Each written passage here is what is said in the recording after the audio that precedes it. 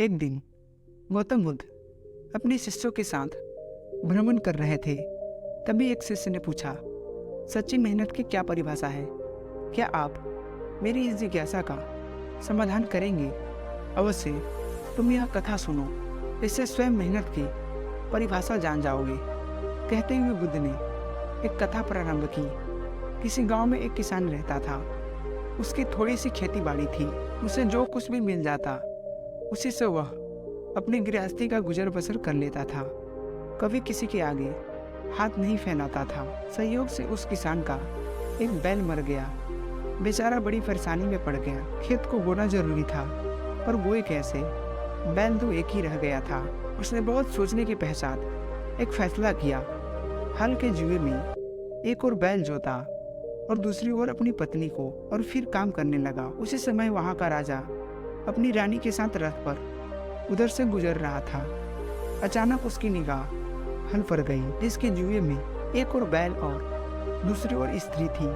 उसे बड़ा आश्चर्य हुआ, साथ ही दुख भी। उसने रथ को रुकवाया और किसान के पास जाकर पूछा, यह तुम क्या कर रहे हो?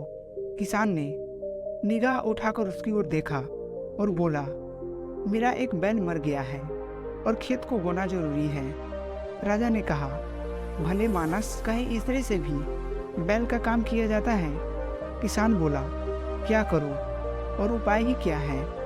राजा ने कहा, तुम मेरा एक बैल ले लो। किसान बोला, मेरे पास इतना समय नहीं है। इतना कहकर उसने बैल को आगे बढ़ा दिया। राजा ने कहा, सुनो भाई, तुम अपनी स्त्री को बैल लाने के लिए भेज दो। जब तक वह आए तब तक मैं उसके स्थान पर काम करूंगा। किसान की स्त्री ने कहा, तुम तो बैल देने के लिए तैयार हो, पर तुम्हारी पत्नी ने इनकार कर दिया तो? राजा बोला, नहीं, ऐसा नहीं होगा। किसान राजी हो गया। उसकी स्त्री राजा के यहाँ बैल लेने के लिए चली गई और राजा ने हल का जुआ अपने कंधे पर रख लिया। किसान की स्त्री ने जब रानी के पास जाकर राजा की बात कही तो वह बोली, बना एक बैल से कैसे काम चलेगा? तुम्हारा बैल कमजोर है, हमारा बैल मजबूत है। दोनों एक साथ काम नहीं कर सकेंगे। तुम हमारे दोनों बैलों को ले जाओ। स्त्री बड़ी लज्जित हुई। उसे तो डर था कि कहीं वो एक बैल भी देने से इनकार न कर दे। वहीं एक छोड़ दोनों को देने के लिए रानी तैयार थी। स्त्री बैल लेकर आई और पूरे खेत की बुआई हो गई। कुछ समय बाद फसल उगी। किसान ने देखा तो उसे अपनी आंखों पर विश्वास नहीं हुआ। सारे खेत में अनाज पैदा हुआ, लेकिन जितनी जमीन में राजा ने हल चलाया था और उसका पसीना गिरा था, उतनी जमीन में मोती उगे थे। यह करामात सच्ची मेहनत की थी। जहाँ राजा जनता की सेवा में अपना पसीना बहाता है, वहाँ ऐसा ही फल मिलता है।